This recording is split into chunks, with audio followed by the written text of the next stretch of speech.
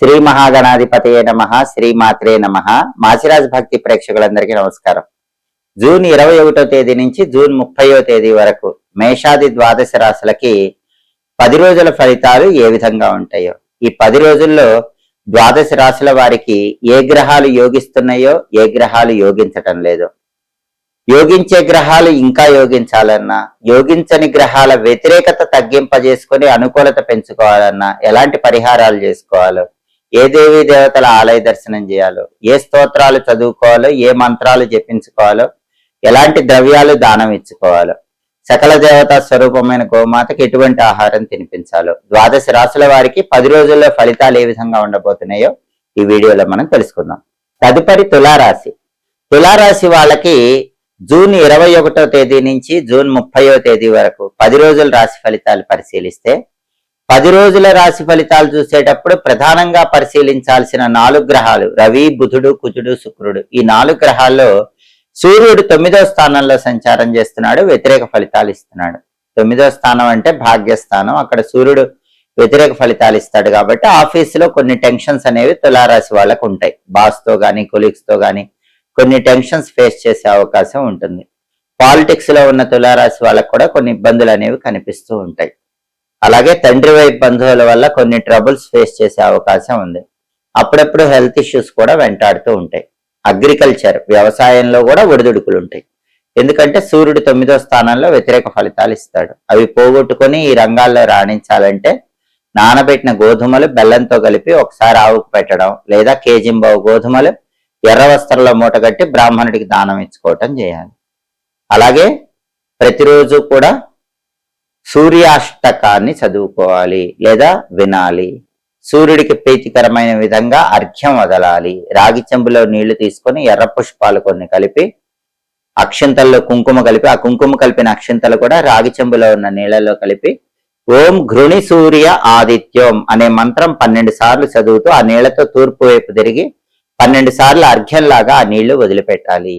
ఇది చేస్తే గనక 9వ స్థానంలో సూర్యుడిచ్చే వ్యతిరేక ఫలితాల నుంచి బయటపడి అనుకూల ఫలితాలు పొందవచ్చు. అలాగే తులారాశి వాళ్ళకు బుధుడు 10వ స్థానంలో వ్యతిరేక ఫలితాలు ఇస్తున్నాడు. 21వ తేదీ నుంచి 30వ తేదీ మధ్యలో బుధుడు 10th హౌస్ లో వ్యతిరేకంగా ఉన్నాడు కాబట్టి తులారాశి విద్యార్థులు ఎక్కువ హార్డ్ వర్క్ చేస్తేనే మంచి ర్యాంకులు వస్తాయి. హార్డ్ వర్క్ చేయకపోతే యావరేజ్ ర్యాంకులే వస్తాయి. తులారాశి నిరుద్యోగులకు కూడా కొత్త జాబ్ రావటం కొంచెం కష్టంగానే ఉంటుంది. అంటే నిరుద్యోగులు ఎంత బాగా ప్రిపేర్ అయ్యి ఇంటర్వ్యూలకు వెళ్ళినా జాబ్ రావటం కష్టంగానే ఉంటుంది.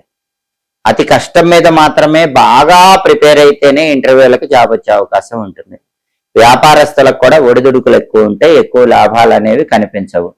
అంటే తులారాశి విద్యార్థులకి, నిరుద్యోగులకి, వ్యాపారస్తులకి 10వ ఇంట్లో బుధుడు వ్యతిరేకంగా ఉన్నాడు కాబట్టి ఈ రకంగా వ్యతిరేక ఫలితాలు వస్తాయి. అవి పోగొట్టుకోవాలంటే గణపతికి సంబంధించిన వక్రతుండాయ హుం అనే మంత్రాన్ని రోజు 21 సార్లు చదువుకోవాలి. వక్రతుండాయ హుం. సంకటనాశక గణేష స్తోత్రం వింటూ ఉండాలి. నానబెట్టిన పెసలు ఆవుకు పెట్టాలి. కేజింబావు పెసలు ఆకుపచ్చ వస్త్రంలో కట్టి బ్రాహ్మణుడికి దానం ఇవ్వాలి. అప్పుడు 10వ స్థానంలో బుధుడిచ్చే వ్యతిరేక ఫలితాల నుంచి తులారాశి వాళ్ళు బయటపడి అనుకూల ఫలితాలు పొందవచ్చు. అలాగే తులారాశి వాళ్ళ కుజుడు 8వ ఇంట్లో వ్యతిరేక ఫలితాలు ఇస్తున్నాడు. జూన్ 21 నుంచి జూన్ 30 మధ్యలో 8వ స్థానంలో కుజుడు ఉన్నాడు కాబట్టి అష్టమ కుజ దోషం ఉంటుంది. వెహికల్స్ మీద వెళ్ళేటప్పుడు జాగ్రత్తగా ఉండాలి. ఎందుకంటే తులారాశి వాళ్ళు బండి మీద వెళ్తున్నా, కారులో వెళ్తున్నా చిన్న చిన్న దెబ్బలు తగలటం, గీరుకుపోవటం ఇలాంటివన్నీ అష్టమ కుజ దోషం వల్ల జరిగే అవకాశాలు ఉంటాయి. ఈ అష్టమ కుజ దోషం వల్ల వాహన ప్రమాదాలు జరగకుండా ఉండాలంటే నరసింహస్వామి టెంపుల్లో ఒకసారి అర్చన గాని అభిషేకం గాని చేయించండి. ఆలయంలో ప్రదక్షిణలు చేయండి. ఆలయ ప్రాంగణంలో దీపం పెట్టుకోండి. నువ్వుల నూనెతో దీపం పెట్టుకొని ఇంటికి రండి. ఆ తర్వాత ప్రయాణాల్లో ఎలాంటి ఇబ్బందులు ఉండవు. దేవాలయంలో ఈ విధి విధానాలు పాటించలేని వాళ్ళు ఓం నమో నారసింహాయ మంత్రాన్ని రోజు 21 సార్లు చదువుకోండి. లక్ష్మీ నృసింహ కరావలంబ స్తోత్రం చాంటింగ్ వినండి. అప్పుడు అష్టమంలో కుజుడిచ్చే వ్యతిరేక ఫలితాలు తొలగిపోతాయి. అష్టమం అంటే 8వ స్థానం. నానబెట్టిన కందులు బెల్లంతో కలిపి ఆవుకు తినిపించడం, కేజింబావు కందులు ఎర్ర వస్త్రంలో మూటగట్టి బ్రాహ్మణుడికి దానం ఇవ్వటం ద్వారా కూడా అష్టమంలో కుజుడిచ్చే వ్యతిరేక ఫలితాల నుంచి తులారాశి వాళ్ళు బయటపడచ్చు. అలాగే తులారాశి వాళ్ళకి శుక్రుడు 10వ స్థానంలో వ్యతిరేక ఫలితాలు ఇస్తున్నాడు. 10వ స్థానంలో శుక్రుడు ఉన్నప్పుడు చాలా వరకు జాబ్ వదిలేయాల్సిన పరిస్థితులు కూడా ఏర్పడే అవకాశం ఉంటుందని జ్యోతిష శాస్త్ర గోచార గ్రంథాల్లో చెప్పారు. ఏదో ఒక రీజన్ తో తులారాశి వాళ్ళకి జాబ్ రిజైన్ చేయాలనే ఆలోచన వస్తూ ఉంటుంది. దాన్ని కంట్రోల్లో పెట్టుకోవాలి. ఉద్యోగంలో అభద్రతా భావం ఉంటుంది. బాస్ తో గానీ కొలీగ్స్ తో గానీ ప్రాబ్లమ్స్ ఉంటాయి. ఒక్కొక్కసారి జాబ్ వదిలేయాల్సిన పరిస్థితులు కూడా కనిపిస్తుంటాయి. అటువంటప్పుడు మైండ్ స్టేబుల్ చేసుకొని జాబ్ వదిలిపెట్టకుండా జాబ్లో ఇన్సెక్యూరిటీ అభద్రతా భావాన్ని పోగొట్టుకొని హార్డ్ వర్క్ చేసే ప్రయత్నం చేయాలి. 10వ స్థానంలో శుక్రుడు ఉన్నప్పుడు టెక్స్టైల్, లేడీస్ ఎంపోరియం, బొటిక్ లాంటి వ్యాపారాల్లో కూడా పెద్దగా లాభాలు ఏమీ కనిపించవు. సినిమా, టీవీ రంగాలు, సంగీత, నాట్య రంగాల్లో కూడా అవకాశాలు అంతంత మాత్రంగానే ఉంటాయి. అది తొలగింపజేసుకోవాలంటే, శుక్రుడి బలం పెంచుకోవాలంటే నానబెట్టిన అలసందలు అంటే బొబ్బర్ల ఆవుకు తినిపించాలి, లేదా కేజింబా అలసందలు తెల్ల వస్త్రంలో మూటగట్టి పంతులు గారికి దానం ఇవ్వాలి. ప్రతిరోజు శ్రీమాత్రే నమః అనే మంత్రాన్ని 21 సార్లు చదవాలి. లలితా సహస్రనామ స్తోత్రం చాంటింగ్ వినాలి.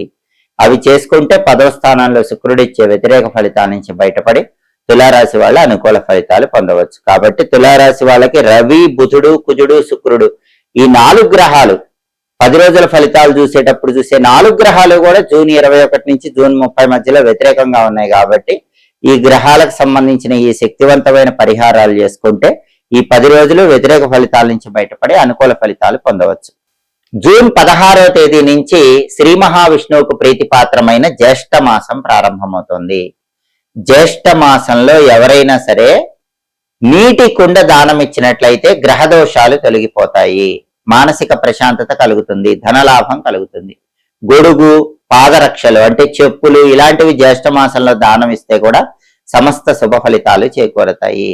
జ్యేష్ఠ మాసంలో అన్ని రకాలైనటువంటి సమస్యల నుంచి బయటపడటానికి ఎవరైనా సరే విష్ణు సంబంధమైనటువంటి ఆలయానికి వెళ్ళి ఆలయంలో ధ్వజస్తంభం దగ్గర దీపం పెట్టాలి. అంటే రాముడు, కృష్ణుడు, నరసింహస్వామి, వెంకటేశ్వర స్వామి ఇలా విష్ణు సంబంధమైన ఆలయానికి వెళ్ళి ధ్వజస్తంభం దగ్గర దీపం పెట్టి సరి సంఖ్యలో ప్రదక్షిణలు చేయాలి. 2, 4, 6, 8 ఇలా సరి సంఖ్యలో ప్రదక్షిణలు చేయాలి. అలా చేస్తే ఎటువంటి కష్టాలు ఉన్నా సరే, ఎలాంటి సమస్యలు ఉన్నా సరే ఆ సమస్యల నుంచి చాలా సులభంగా బయటపడవచ్చు. అలాగే ప్రధానంగా ఈ జ్యేష్ఠ మాసంలో ఆదివారంతో కూడిన సప్తమి జూన్ 21వ తేదీ వస్తోంది. దాన్ని భాను సప్తమి అనే పేరుతో పిలుస్తారు. ఎవరైనా ప్రమోషన్లు కావాలి, ఇంక్రిమెంట్లు రావాలి అనుకునే వాళ్ళు ఈ జ్యేష్ఠ మాసంలో వచ్చే భాను సప్తమి రోజు అంటే జూన్ 21వ తేదీ ఎండుమిరపకాయలో ఉన్నటువంటి విత్తనాలు అంటే ఎండుమిరపకాయ గింజలు కొన్ని రాగి చెంబులో ఉన్న నీళ్లలో వేసి ఆ నీళ్లతో తూర్పు వైపు తిరిగి సూర్యుడికి అర్ఘ్యంలాగా 12 సార్లు విడిచిపెట్టండి. ఓం గృణి సూర్య ఆదిత్యం అని 12 సార్లు చెప్తూ సూర్యుడికి 12 సార్లు అర్ఘ్యం వదలండి. ఇది చేస్తే ఖచ్చితంగా తొందరలోనే ప్రమోషన్ వచ్చే అవకాశం ఉంది. కావలసిన చోటుకి ట్రాన్స్ఫర్ అవటానికి కూడా ఇలా ఎండుమిరపకాయ విత్తనాలు, ఎండుమిరపకాయ గింజలు నీళ్లలో వేసి తూర్పు వైపు తిరిగి జూన్ 21 భాను సప్తమి రోజు అర్ఘ్యమిస్తే అద్భుత ఫలితాలు కలుగుతాయి. అలాగే జూన్ 21 అంతర్జాతీయ యోగా దినోత్సవం. ఆ రోజు సూర్య నమస్కారాలు చేస్తే కూడా విశేషంగా సూర్యుడి అనుగ్రహం కలుగుతుంది. ఈ జ్యేష్ఠ మాసంలోనే దశపాపహర దశమి అని వస్తుంది. జ్యేష్ఠ మాసంలో శుక్లపక్షంలో వచ్చే దశమి తిథిని దశపాపహర దశమి అంటారు. ఇది జూన్ 24వ తేదీ బుధవారం వచ్చింది. జూన్ 24 బుధవారం ఎవరైనా సరే కొద్దిగా గంగాజల నీళ్లలో కలుపుకొని ఆ నీళ్లతో స్నానం చేయండి.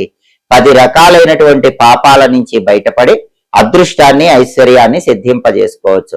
అలాగే జ్యేష్ఠ మాసంలో శుక్లపక్షంలో వచ్చే ఏకాదశిని నిర్జల ఏకాదశి అంటారు. ఈ నిర్జల ఏకాదశి జూన్ 25వ తేదీ వచ్చింది. జూన్ 25 గురువారం నిర్జల ఏకాదశి. ఆ రోజు ఎవరైనా సరే నీళ్లు కూడా స్వీకరించకుండా ఉపవాసం ఉంటే సంవత్సరంలో వచ్చే 24 ఏకాదశులు ఉపవాసం ఉన్న ఫలితం కలుగుతుంది. అయితే అట్లా నీళ్లు కూడా తీసుకోకుండా ఉపవాసం ఉండలేని వాళ్ళు మాత్రం పండ్లు, పాలు తీసుకోవచ్చని మనకు మహాభారతంలో చెప్పారు. పండ్లు, పాలైనా సరే తీసుకుని జూన్ 25 గురువారం ఉపవాసం ఉంటే సంవత్సరంలో 24 ఏకాదశులు ఉపవాసం ఉన్న ఫలితం కలుగుతుంది. అలాగే జ్యేష్ఠ మాసంలో చాలా శక్తివంతమైన రోజు జ్యేష్ఠ పౌర్ణమి. దీన్ని ఏరువాక పున్నమి అంటారు. ఈ ఏరువాక పున్నమి జూన్ 29వ తేదీ సోమవారం వచ్చింది. ఈ ఏరువాక పున్నమి రోజు ఎవరైనా సరే మర్రి చెట్టు దగ్గరకు వెళ్లి ఆడవాళ్లు ప్రదక్షిణలు చేసినట్లయితే కుటుంబంలో సభ్యులందరూ ఆయురారోగ్య అష్టైశ్వర్యాలతో ఉంటారు. జూన్ 29 ఏరువాక పున్నమి జ్యేష్ఠ పౌర్ణమి రోజు ఎవరైనా సరే కొన్ని దానాలు ఇస్తే దరిద్రాలన్నీ తొలగిపోతాయి. వాటిలో ముఖ్యమైన దానం పత్తి దానం. పత్తి లేదా దూదిని జూన్ 29 సోమవారం జ్యేష్ఠ పౌర్ణమి రోజు దానం ఇవ్వండి. గ్రహదోషాలు తొలగిపోతాయి, ఆర్థిక ఇబ్బందుల నుంచి బయటపడచ్చు. అలాగే ఆ రోజు తిలలు నువ్వులు దానం ఇస్తే కూడా చాలా మంచిది. జూన్ 29 సోమవారం జ్యేష్ఠ పౌర్ణమి ఏరువాక పున్నమి రోజు నువ్వులు దానం ఇస్తే భయంకరమైన శని దోషాలన్నీ తొలగింపజేసుకుని శని భగవానుడి అనుగ్రహానికి పాత్రలు కావచ్చు. ఆ రోజు నీటి కుండ దానం ఇచ్చినా కూడా మానసికంగా మంచి ప్రశాంతత కలుగుతుంది, ధనలాభం కలుగుతుంది.